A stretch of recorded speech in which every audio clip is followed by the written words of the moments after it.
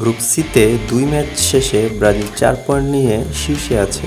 মরক্কোরও 4 point আর স্কটল্যান্ডের 3 point.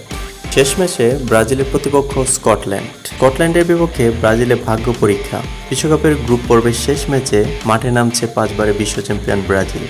নেইমারের প্রত্যাবর্তনের খবর ব্রাজিল সমর্থকদের আশাবাদী করে তুলেছে। স্কটল্যান্ডের বিপক্ষে কোনোরকম ভুল করার সুযোগ নেই। ব্রাজিল যদি ড্র করে তাহলে ব্রাজিলের পয়েন্ট হবে 5। ব্রাজিল নিশ্চিতভাবে নকআউট পর্বে যাওয়ার খুব শক্ত অবস্থানে রয়েছে। তবে মরক্কো যদি হাইতিকে বড় ব্যবধানে হারায় তাহলে গোল ব্যবধানে গ্রুপ চ্যাম্পিয়ন হওয়ার লড়াই হতে পারে। ব্রাজিল যদি স্কটল্যান্ডের সাথে হেরে যায় তাহলে ব্রাজিলের পয়েন্ট হবে 4, অপরদিকে স্কটল্যান্ডের পয়েন্ট হবে 6। এতে করে স্কটল্যান্ড সরাসরি পরের রাউন্ডে চলে যাবে। তখন ব্রাজিলের অবস্থান নির্ভর করবে মরক্কো হাইতি ম্যাচের ফলাফলের উপর। তবু 2026 বিশ্বকাপের নতুন ফরম্যাটে অনেক ক্ষেত্রে তৃতীয় স্থানেও নকআউটে যাওয়ার সুযোগ থাকায় ব্রাজিলের বিদায় অনিশ্চিত।